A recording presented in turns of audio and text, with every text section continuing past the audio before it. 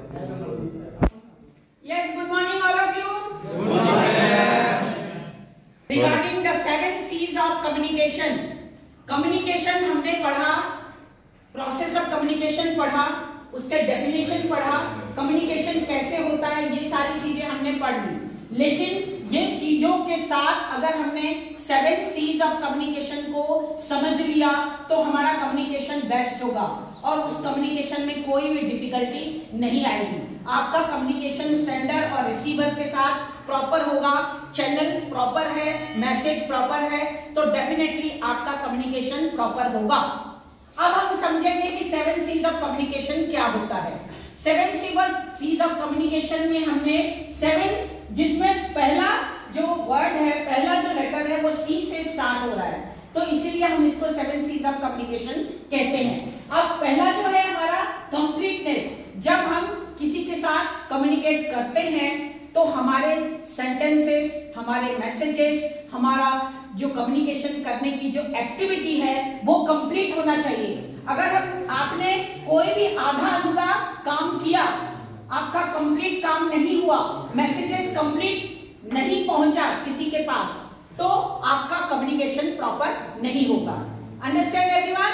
आप कंप्लीट कोई भी मैसेज को हम जब पहुंचा रहे हैं किसी, हम जैसे सेंडर है तो रिसीवर के पास जो हम मैसेज पहुंचा रहे हैं तो कंप्लीट सेंटेंस पहुंचाएंगे। आपको कोई भी ज्ञान देना है, कंप्लीट देना है, कोई भी ज्ञान लेना है, कंप्लीट लेना है, तभी आपका कम्युनिकेशन प्रॉपर होगा। उसके बाद है कंसीडरेशन। जैसे कंप्लीट जो कम्युनिकेशन होता है वो कंसीडरेशन के ऊपर भी डिपेंड करता है। अगर आपने कोई भी कंसीडरेशन के द्वारा कम्युनिकेट किया तो वो कैसे करेंगे, वो एग्जाम्पल के द्वारा समझ लीजिए। जैसे कि हम कॉलेज रोज नहीं आ रहे हैं और हमारे पास कोई प्रॉब्लम्स हैं, कोई डिफिकल्टी है, कोई हमने कोई भी चीज को कम्युनिकेट नहीं कर पा रहे हैं, तो हम आएंगे जब कॉलेज तो हम अपनी जो जितने दिन की हमने लीव ली है, जितने दिन की हमने छुट्टी ली है, वो हम कंसीडर करवाएंगे, तभी हमारा अटेंडेंस प्रॉपर होगा, तभी हम मिड सेम में भी बैठ पाएंगे और फाइनल एग्जाम में भी बैठ पाएंगे। तो हमको कंसीडर करवाना है कोई भी चीज को कंसीडर करने के लिए। अब कंसीडर कैसे होगा? जैसे कि अब कोई शॉप में कोई काम कर रहा है, कोई किसी शॉप में आपने किसी चीज के लिए आप इंसिस्ट करेंगे, यानी कि कस्टमर को आप कन्विंस करेंगे ना। आपके पास इतनी अच्छी कम्युनिकेशन स्किल होना चाहिए कि आपको जो कस्टमर है वो आपकी तरफ से अट्रैक्ट हो जाए और वो चीज लेने के लिए बिल्कुल इंसिस्ट हो जाए, यानी कि कंसीडर कर ले आपको।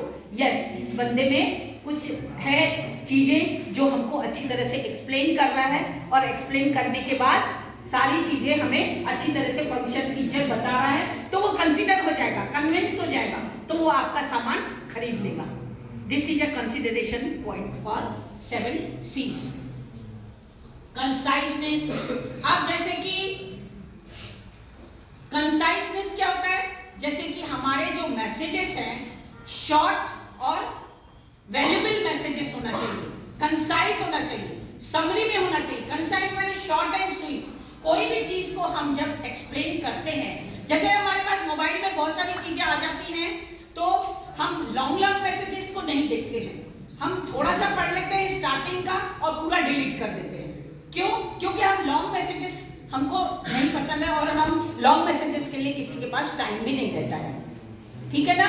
तो अब कंसाइजनेस क्या है कि आपके जो मैसेजेस हैं अगर शॉर्ट और स्वीट होंगे तभी आपका कम्युनिकेशन प्रॉपर होगा। आप किसी को लॉन्ग मैसेज के द्वारा समझाएंगे, लॉन्ग करवाने के बाद कंसाइज मैसेज भेजना है।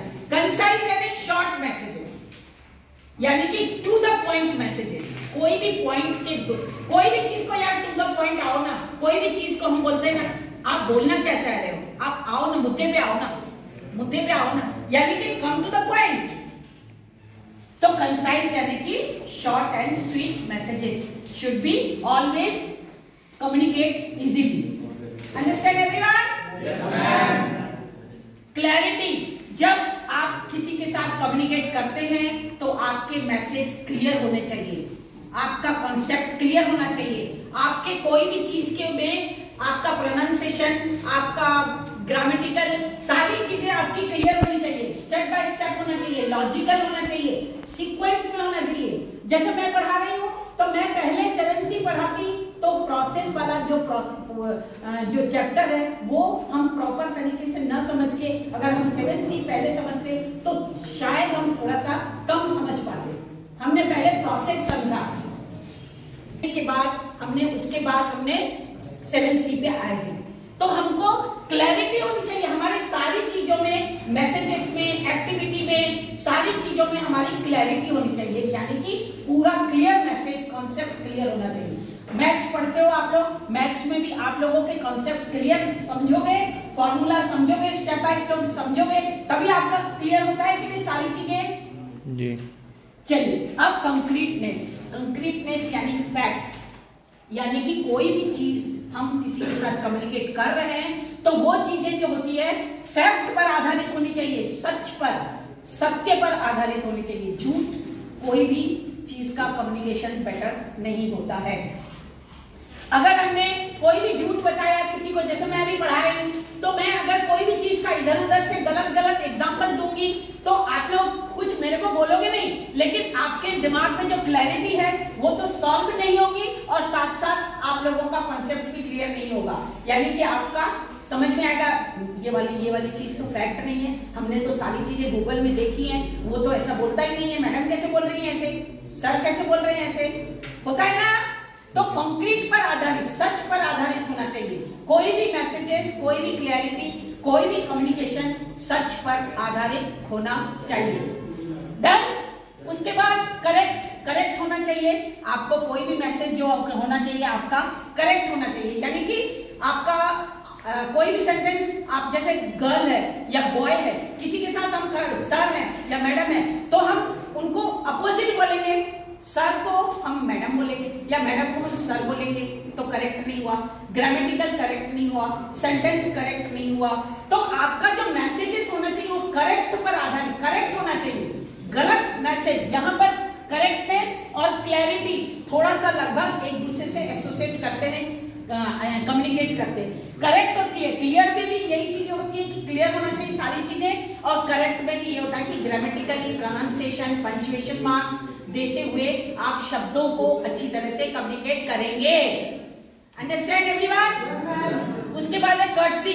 आपको कोई मैसेजेस जो होना चाहिए वो कर्टसी, यानी कि आपका बिहेवियर, आपका एटीट्यूड प्रॉपर होना चाहिए। अब जैसे मैंने एक एग्जांपल बता रही हूँ आप लोगों को कि जैसे कि हम किसी कंपनी में हम काम करते हैं, वहां पे हम मार्केटिंग एग्जीक्यूटिव हैं और हम लीडर हैं, वहां के हम लीडर हैं और हम एक कंपनी में काम करते हैं। अब हमसे बोला गया कि कंपनी के लिए 25 कंप्यूटर सिस्टम की आवश्यकता है, तो उन 25 कंप्यूटर सिस्टम को आप किसी और कंपनी से लेटर लिखकर उसका कोटेशन मंगवाओ कि मॉनिटर कितने का है, कीबोर्ड कितने का है और सीपीयू वगैरह कितने का है, सबका उसका कोटेशन मंगवाओ, तब हम ऑर्डर करेंगे जो हम आगे के चैप्टर में पढ़ने वाले हैं। तो वो आपने लेटर लिखा, ठीक है। अब आपके पास सिस्टम आ गए, सिस्टम आने के बाद आपने सारी पेमेंट कर दिया, सारी चीजें आपका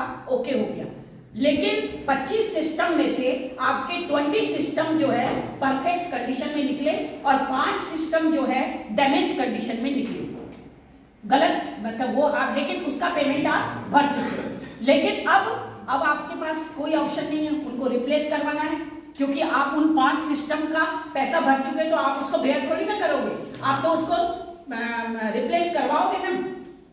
अब आप कंपनी में एक लेटर लिखोगे कि आप इमीडिएटली आप जल्दी से भेज दीजिए, हमने पेमेंट कर दिया है और आप जल्दी से जल्दी सिस्टम भेज दीजिए। या फिर ये बोलेंगे आप कि प्लीज आपका सिस्टम, बाकी सिस्टम सब अच्छे हैं, सारी चीजें हमें पहुंच गई है, लेकिन आपकी जो 5 सिस्टम डैमेज कंडीशन में है उसको प्लीज रिप्लेस करवा दीजिए।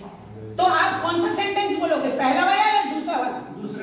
दूसरा वाला बोलेंगे हम, क्योंकि हमने दूसरे में प्लीज लगाया और उसको रिक्वेस्ट किया, हमने अपनी कर्टसी दिखाई, ठीक है ना। तो इसी तरह से आप अपनी कर्टसी दिखाना है हर चीज में। आप कम्युनिकेशन किसी के साथ करोगे प्लीज आप नोट्स दे दीजिए। तो ये बोलोगे नहीं आपको नोट देना पड़ेगा, कैसे भी करके आपको देना पड़ेगा, ये नहीं बोलेंगे। आप नोट दे दीजिए प्लीज करके आप बात करेंगे, कर्टसी दिखाएंगे, थैंक यू बोलेंगे, और कहीं पर गलती हो तो सॉरी बोलेंगे, ये कर्टसी होती है। तो कम्युनिकेशन करने में हमको हमेशा कर्टसी की आवश्यकता होती है।